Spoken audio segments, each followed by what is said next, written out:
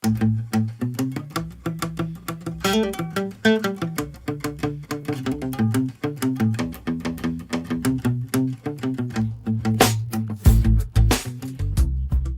hablamos de justicia climática, es fundamental entender que en su raíz está la premisa de que la crisis climática que enfrentamos hoy es consecuencia directa de acciones que son humanas.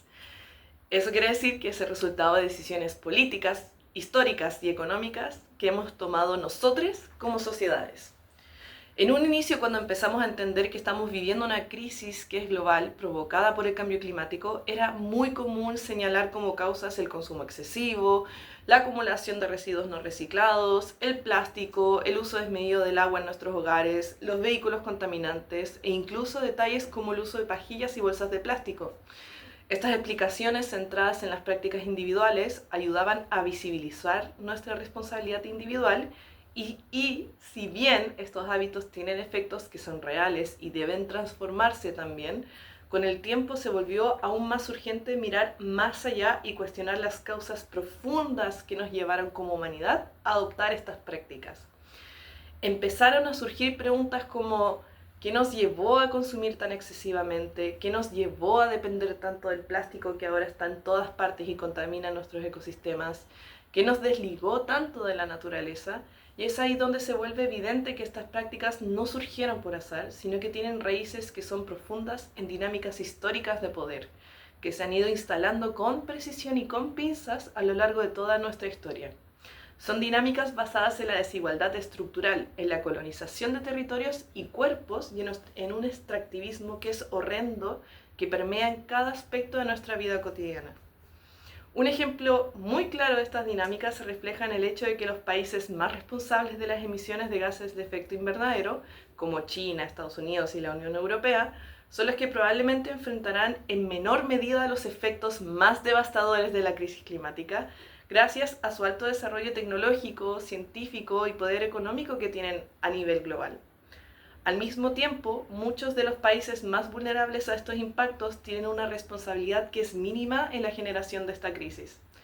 Un 1% de la población de nuestro planeta, para que tengan en cuenta, que son los 63 millones de habitantes más ricos, ha emitido el doble de CO2 a la atmósfera que los 3.000 millones de personas más pobres en la Tierra. Sin embargo, su dependencia económica y estructural del norte global, heredada de siglos de colonización y consolidada por lógicas que son extractivistas, los deja expuestos a las peores consecuencias con menos herramientas para enfrentarlas. También lo podemos ver en la Amazonía, el sudeste asiático y África Central, donde millones de hectáreas de bosques han sido arrasadas para instalar plantaciones de palma aceitera, soya o madera. Y bien, estas actividades dirigidas al mercado internacional son justificadas en nombre del desarrollo, entre comillas, y generan enormes beneficios para empresas extranjeras, mientras expulsan a pueblos indígenas y destruyen territorios que han sido cuidados durante generaciones. Al final, entendemos que este proceso no es nuevo, reproduce las lógicas que son coloniales, donde los territorios del sur, entre comillas, son explotados para sostener el estilo de vida del norte, y explican por qué no es casualidad, por ejemplo, que los pueblos indígenas, que protegen el 80% de la biodiversidad del mundo, enfrentan crecientes amenazas que ponen en riesgo su existencia, sus medios de subsistencia y sus conocimientos tradicionales. O finalmente, también lo podemos ver en cosas tan cotidianas como la masificación del automóvil individual, el cual no fue simplemente un proceso impulsado por grandes empresas petroleras y automotrices como General Motors, Firestone y Standard Oil, que presionaron para romper y frenar redes de transporte público en muchas ciudades del mundo. Un ejemplo de ello se puede ver en ciudades como Buenos Aires, Lima, Santiago o Ciudad de México, donde hubo décadas de abandono del transporte ferroviario y los sistemas públicos fueron precarizados o privatizados. Es así que se puede decir entonces que no es coincidencia que, paralelamente, el crédito para autos y la infraestructura vial crecieron de manera explosiva. Esto incluso ha llegado a afectar la infraestructura urbana, organizándose en torno a los autos, autopistas, estacionamientos, centros comerciales, por ejemplo. Es así que se profundizó una desigualdad que es territorial, al dificultar el acceso equitativo a servicios, empleos y espacios públicos, y especialmente para quienes no pueden costear un vehículo propio. Y también eso también separó muchas dinámicas entre lo rural y lo urbano. Hoy, de hecho, la dependencia del auto privado y el petróleo es una de las principales fuentes de emisiones contaminantes y ha moldeado nuestras ciudades de forma que priorizan la velocidad, el consumo y el aislamiento antes que el encuentro, la naturaleza o el cuidado colectivo. Es así que cada vez resulta más claro que la relación entre humanidad y crisis climática no puede entenderse sin considerar sus dimensiones que son políticas y estructurales. Lo que está en juego no son solo hábitos individuales, sino el modelo de organización social que todos hemos construido. Uno que se sostiene en la explotación intensiva, acelerada y desregulada de los bienes comunes, en la concentración de poder económico y en una lógica de desarrollo que prioriza las ganancias económicas por sobre todo el bienestar común y el equilibrio ecológico. Vamos notando que hay una desigual responsabilidad histórica en los distintos países y comunidades con respecto a la crisis climática. Algunos países explotaron más que otros y otros países son explotados. Es ahí entonces que necesitamos justicia climática. El cambio climático es una cuestión de derechos humanos. Todas las personas deberían poder vivir de manera digna, pero de todas maneras la crisis climática genera muertes y la pérdida de medios de subsistencia, lenguas y culturas, además de poner a muchas personas en riesgo de sufrir escasez alimentaria e hídrica y de desencadenar desplazamientos y conflictos. Es así que un tema muy clave en la lucha por la justicia climática, entonces, es el modelo de agricultura industrial y el sistema alimentario controlado por grandes corporaciones. Según el IPCC, el Panel Intergubernamental de Cambio Climático, en 2014 se estimó que la agricultura y los cambios en el uso del suelo, como la deforestación para monocultivos o la ganadería, son responsables de casi una cuarta parte de las emisiones globales de gases de efecto invernadero, por lo que se vuelve necesaria una transformación del modelo productivo de alimentos que llevamos basado en el agronegocio, que ha sido explicado en clases anteriores. Por otra parte, el 44 y 57% de todas las emisiones de gases de efecto invernadero provienen de la cadena alimentaria industrial. Esto entonces incluye emisiones procedentes de la deforestación, agricultura, procesamiento, embalaje, negocio minorista, transporte, refrigeración y desperdicios. Entonces es importante no olvidar que el sistema alimentario industrial está controlado por un pequeño grupo de grandes corporaciones transnacionales que operan de una forma altamente integrada. Y estas empresas son las que toman las decisiones que tienen un impacto profundo tanto en los territorios y comunidades locales como en los ecosistemas y el clima a nivel global. Una parte significativa del transporte mundial, alrededor de un cuarto, se dedica exclusivamente a sostener esta cadena alimentaria globalizada que conecta productores, procesadoras, supermercados y centros de distribución a largas distancias. Esta estructura no solo intensifica la huella ecológica del sistema alimentario, sino que también impulsa la expansión de la agricultura industrial a escala planetaria. Esto se traduce en la conversión de ecosistemas enteros como sabanas, bofedales, humedales, bosques, etcétera, principalmente para monocultivos como la soya, la caña de azúcar, el aceite de palma, maíz y canola. Y estas plantaciones actualmente son una de las principales causas de la deforestación global y que han jugado un rol de permear el pulmón del planeta. Por otro lado, esta cadena alimentaria industrial promueve el consumo de alimentos ultraprocesados, en prejuicio de los alimentos frescos, locales y saludables, para que estos productos, para que sepan, viajen por el mundo y duren en los estantes, requieren entonces de un procesamiento que es intensivo, envasado, conservación, refrigeración, todo lo cual conlleva un alto consumo energético. Y la lógica dominante de la sobreproducción, donde se prioriza producir más, vender más y mover más mercancías, ganar más plata, aunque eso significa desperdiciar hasta la mitad de los alimentos antes de que lleguen a las mesas. Es ahí donde la soberanía alimentaria se presenta como un aliado a la justicia climática, no solo por la estrecha y profunda relación que tienen los campesinos con la naturaleza y la tierra, sino que la existencia de ellos y de sus prácticas campesinas en un contexto actual en el que sentimos que estamos en un capitalismo que es tan imperante, que lo vemos en todas las partes de nuestras vidas, en todos los rincones, en un panorama actual donde imaginamos más plausible el fin del mundo antes que el fin del capitalismo, Que existan campesines en todas sus versiones en nuestra vida actual es la evidencia que necesitamos para reconocer que existe un futuro y presente de justicia climática sin dinámicas extractivistas y capitalistas. Les campesines son un recordatorio potente de que otro mundo ya existe. Les campesines no solo producen alimentos, también sostienen prácticas sociales, culturales y económicas que se alejan de las lógicas de mercado y que permiten imaginar una vida fuera del extractivismo y la acumulación infinita. Sus formas de vidas, que son basadas en la reciprocidad, la redistribución y la cooperación y el cuidado mutuo, resisten lógicas capitalistas a las que estamos acostumbrados y nos muestran caminos hacia una justicia climática con raíces, territorio y comunidad. Estas dinámicas fueron descritas hace mucho tiempo atrás por el economista y antropólogo Karl Polanyi, quien identificó formas de organización económica distintas al mercado capitalista.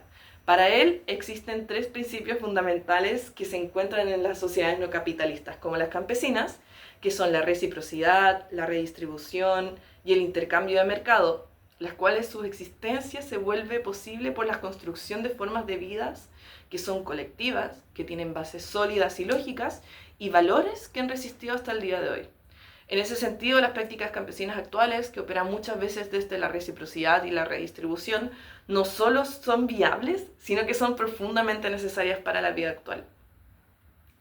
Es así, la vida actual y panorama actual.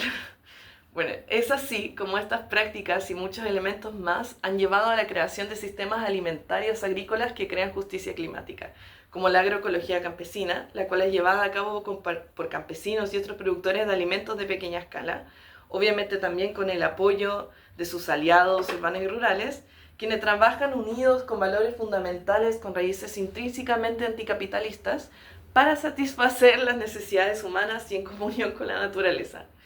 Las dinámicas campesinas funcionan tan bien que pese a que les hagan creer o nos hagan creer que la agricultura campesina es incapaz de alimentar a la población mundial en crecimiento y culpan a los campesinos por el hambre y la pobreza que sufren, los agricultores a pequeña escala, les campesines, les pescadores, las comunidades indígenas, trabajadores rurales, mujeres y jóvenes, diversidades, ya alimentan a más del 70% de la población mundial.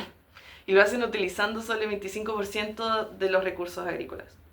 Porcentajes y prácticas entonces que son tal cual lo que necesitamos para adaptarnos a la crisis que estamos viviendo.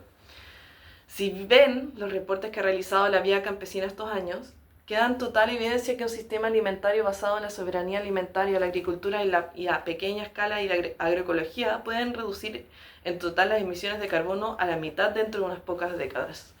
Entonces, tenemos zanjado el tema del clima con las prácticas campesinas. Pero ¿dónde vemos la justicia dentro de la justicia climática? En la soberanía alimentaria.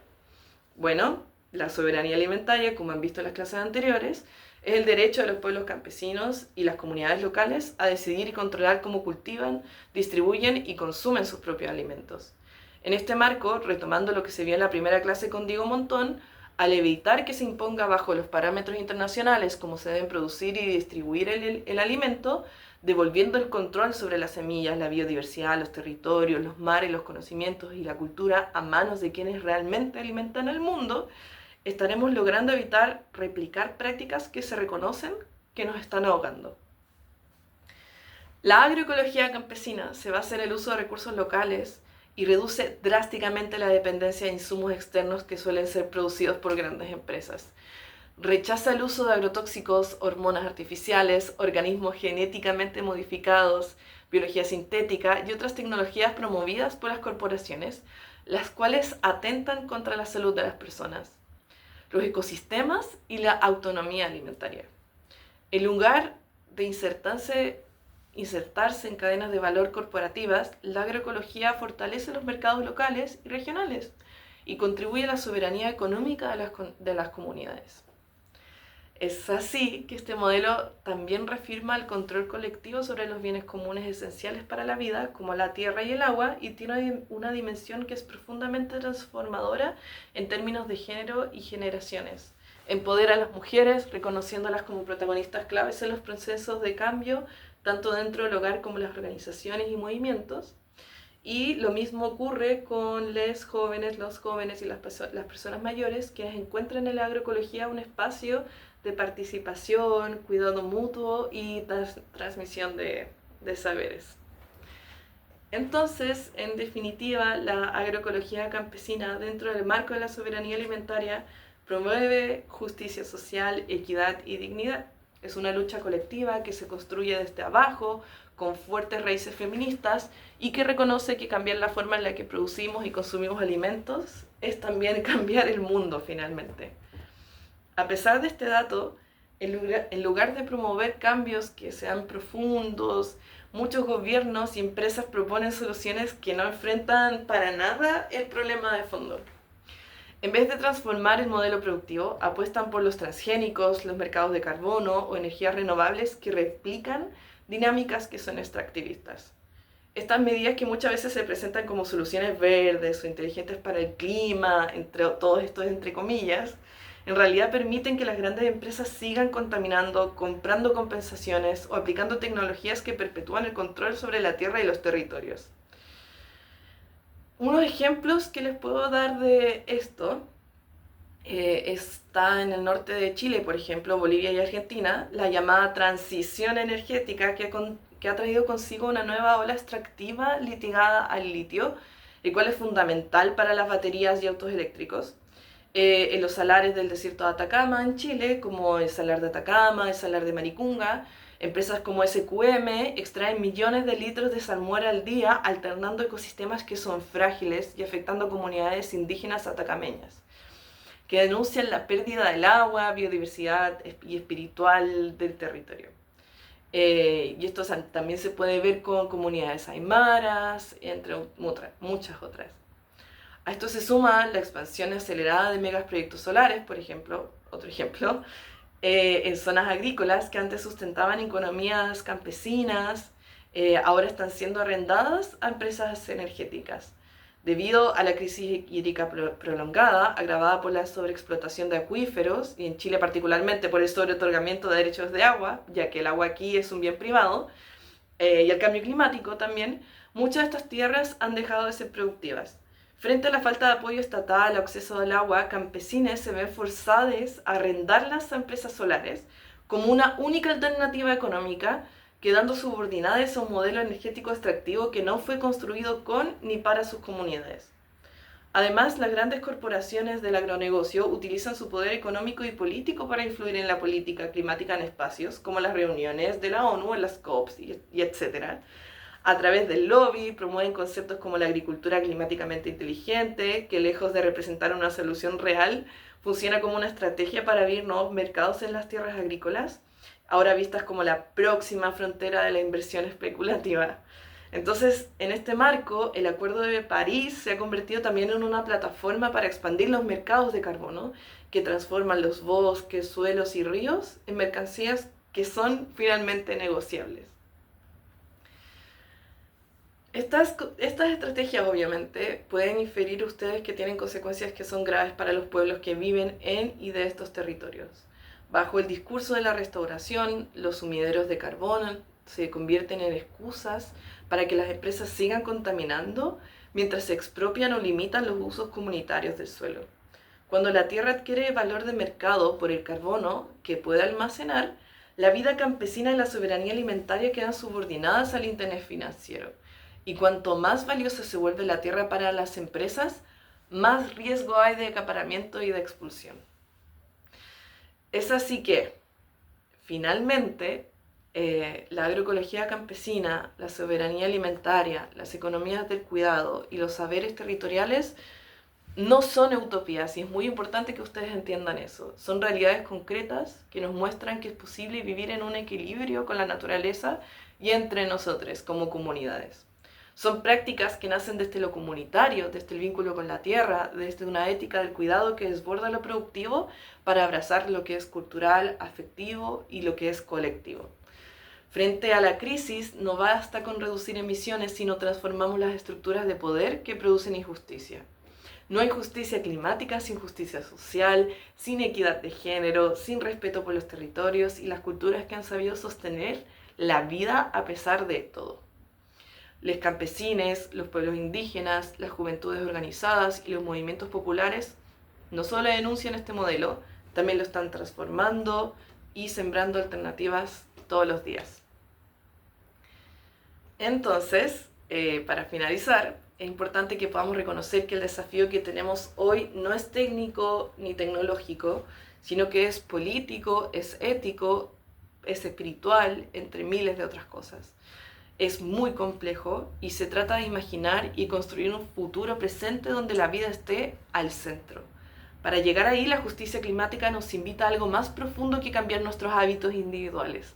Nos llama a cambiar nuestras relaciones, nuestras prioridades y nuestras formas de convivir. Porque si bien el colapso y la crisis son reales, también lo es la esperanza.